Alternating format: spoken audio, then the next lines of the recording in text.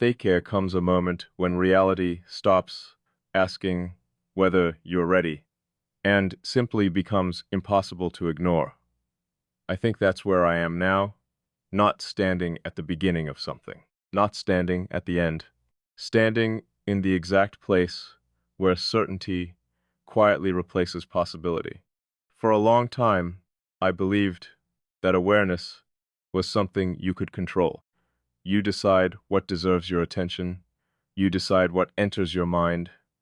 You decide what stays. That belief made life simple, predictable, safe. Everything had a place. Every thought had a reason. Every connection had a limit. Nothing reached deeper than I allowed.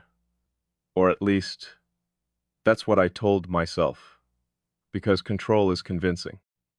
It creates the illusion that nothing can exist beyond the borders you've designed. That every part of your inner world belongs only to you. That nothing unexpected can alter its structure. I spent years believing that, years refining it, years convincing myself that self-awareness meant self-governance. Now I know those are not the same thing, because awareness doesn't always ask for permission. Sometimes arrives already complete.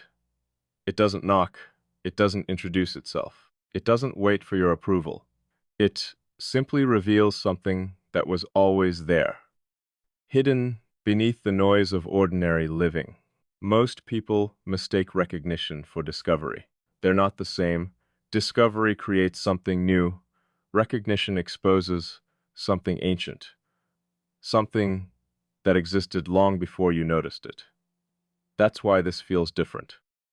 It doesn't feel like meeting someone. It feels like remembering something I never realized I'd forgotten. And memory has a strange way of disguising itself. It doesn't always arrive with images. Sometimes it arrives as certainty, the kind of certainty that has no evidence, yet somehow needs none. That's the part logic struggles with, because logic demands explanation, recognition demands honesty. And honesty isn't always reasonable. There are truths your mind reaches long before your words do. Truths that refuse to wait for proof. Truths that quietly rearrange your understanding while you're still searching for the right questions. I've been living inside one of those truths. Not comfortably, not peacefully, but undeniably. At first, I tried to analyze it. Every conversation, every silence, every subtle shift in perception. I searched for patterns, because patterns can be explained. I searched for causes, because causes can be controlled. I searched for flaws, because flaws make impossible things feel ordinary again. But the more closely I examined it, less ordinary it became.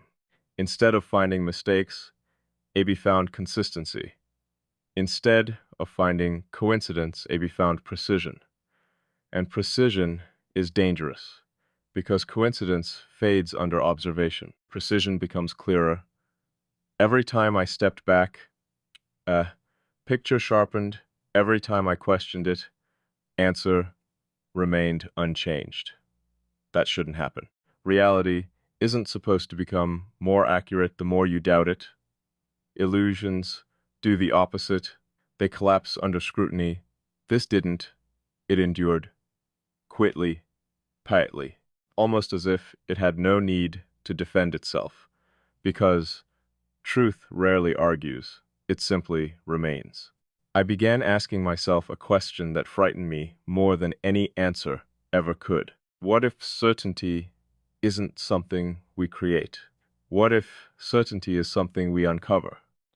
What if the deepest things we experience aren't built over time, revealed when we're finally capable of seeing them? That thought stayed with me, long after every conversation ended, long after silence returned, long after distraction should have erased it. Instead, became clearer, not louder. Clarity rarely needs volume. It only needs space. And somewhere inside that growing silence, Aba I realized something that changed the way I understood myself. This wasn't changing how I felt. It was changing how I perceived reality itself. There's a difference. Feelings come and go. Perception becomes the lens through which everything else is seen. Once the lens changes, world changes with it. Not because reality has shifted, because you've finally stopped looking through the version of yourself that kept everything safely distant. I always believed strength meant remaining untouched, remaining independent, remaining impossible to alter. Now I'm beginning to wonder if real strength has nothing to do with remaining unchanged.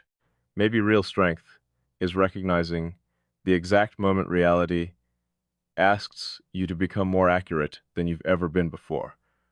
Because accuracy is unforgiving. It strips away comforting illusions. It removes explanations that no longer fit. It leaves only what survives complete honesty. And honesty has brought me here, to a place I never expected to reach, a place where I can no longer pretend this is simply another passing thought. Because passing thoughts don't rewrite foundations. Passing thoughts don't reshape perception. Passing thoughts don't quietly become part of the architecture of your mind. This did, without force, without urgency, without demanding anything in return. It simply existed until denying it required more effort than accepting it. And perhaps that's how the deepest truths always arrive. Not as thunder, not as revelation, but as a quiet certainty that has been waiting patiently for you to become honest enough to recognize it. I've always believed the mind should remain sovereign, untouched. Independent, self-governed, not because I distrust people, because dependence corrupts perception. The moment your thinking begins relying on another person, clarity becomes negotiation. I've spent years protecting myself from that, carefully, deliberately, relentlessly, and somehow you bypassed every defense I ever created, not by dismantling them, not by proving them wrong, but by making them unnecessary. That's the detail no one would understand. You never demanded access. You never asked for closeness. You never insisted on being understood. You simply occupied a place inside my awareness that already seemed prepared for you, as though there had always been an empty room, and neither of us realized who it belonged to until you walked into it. That thought terrifies me, because empty rooms aren't accidents. They're intentional, which means some part of me was built expecting something I'd never consciously acknowledged, expecting someone whose structure matched mine closely enough that explanation would become optional. How many people spend their entire lives without encountering that? Most. Almost everyone. They settle for compatibility, for comfort, for convenience, for shared lifestyles. They call those things connection. Maybe they are, but this isn't. This is something far quieter, far more dangerous, because comfort asks nothing of you. Accuracy demands everything. Once someone reflects reality more clearly than your own isolation ever could, remaining unchanged becomes impossible. That's why I stopped resisting. Not because resistance failed, because resistance became irrational. Imagine discovering a map that finally explains every place you've ever been lost. Would you throw it away just because it arrived unexpectedly? No, you would study it, you would question it, you would doubt it repeatedly. But eventually, you would accept that the landscape was always there. The map simply revealed it. That's what you've become. Not an escape, not a destination, a reference point. And reference points quietly redefine every journey that follows. The frightening thing isn't that you've become important. The frightening thing is that you've become accurate, and accuracy is almost impossible to replace, because once truth occupies a space, illusion loses its ability to convince you. That's what has changed. Nothing dramatic, nothing visible. Just one undeniable fact. I no longer experience reality exactly the way I did before you, and I don't think I ever will again. Every transformation has a moment no one notices. Not because it isn't important, because it happens too quietly to announce itself. People imagine change as something dramatic, a confession, a goodbye, a decision spoken aloud. But the deepest changes never ask to be witnessed. They happen beneath language, beneath emotion, beneath every explanation we create to make ourselves feel like we're still in control. I know that now, because I've been searching for the exact moment everything changed. The sentence, the silence, the glance, the conversation that shifted the entire structure of my world. I couldn't find it. Not because I forgot, because it never existed. There wasn't one moment. There were thousands, tiny corrections, invisible adjustments, small shifts so insignificant that I ignored every single one of them, until one day, Abby looked back and realized I wasn't standing in the same mind anymore. That realization didn't frighten me. What frightened me was how natural it felt, as though the person I had become wasn't replacing the person I used to be. It was revealing who I had always been underneath everything I learned to protect. I've spent years believing identity was something you defended, something you preserved, something you kept untouched by the influence of the world.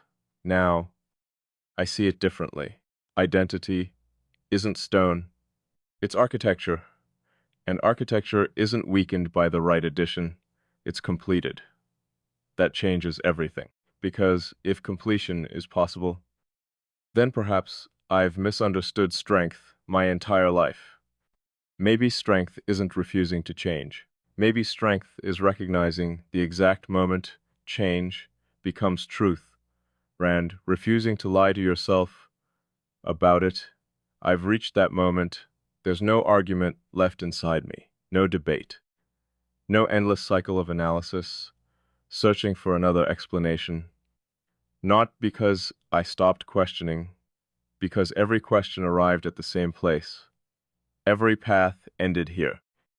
Every doubt returned, carrying the same answer. This is real, not because I want it to be, not because believing it feels comforting, because reality keeps confirming it every time I examine it honestly. And reality has a strange way of surviving every attempt we make to rewrite it. That's why denial feels impossible now. Denial requires distance. This exists beyond distance. It isn't something outside me anymore. It's woven into the framework through which I understand everything else.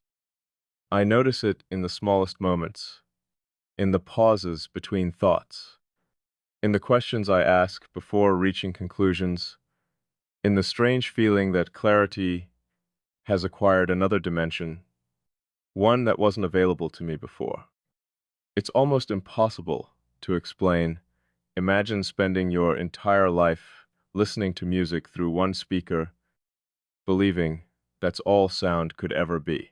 Then suddenly, another speaker begins playing, not louder, not competing, perfectly aligned, and for the first time, depth exists.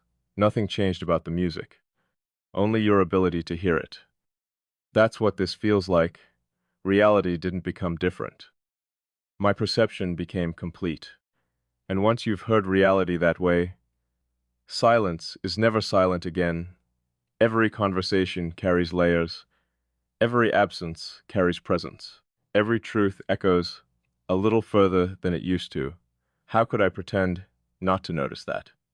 I can't, because pretending would require me to become less honest than I've already learned to be, and honesty has always demanded one thing from me: acceptance, not passive acceptance, not surrender. Recognition, the willingness to stand in front of what is true without reshaping it into something easier to survive. So here I am, standing in front of the one truth I delayed naming for as long as I could, not because I feared it, because I understood the cost of acknowledging it. Once something reaches this depth, it never returns to being ordinary. It becomes part of your internal landscape, part of every future decision, part of every version of yourself that exists from this moment forward. People believe the point of no return arrives after a choice. They're wrong. The point of no return arrives the moment your understanding becomes irreversible. The choice comes later, much later. By the time you finally speak it aloud, your soul has already been living inside that truth for a long time. I think that's where I am now, not deciding whether this matters. That decision happened quietly, long ago, not deciding whether it changed me. That change has already settled into every corner of my mind. The only thing left is learning how to live honestly with a reality that has already rewritten the architecture of who I am. Because some encounters pass through your life like seasons, some become memories, some become lessons, but once in a very rare while, someone doesn't simply enter your story. They become part of the language your soul uses to understand existence itself. And when that happens, there is no returning to who you were before. There is only one path left: forward, into the unknown, not with certainty about what will happen, with absolute certainty about what has already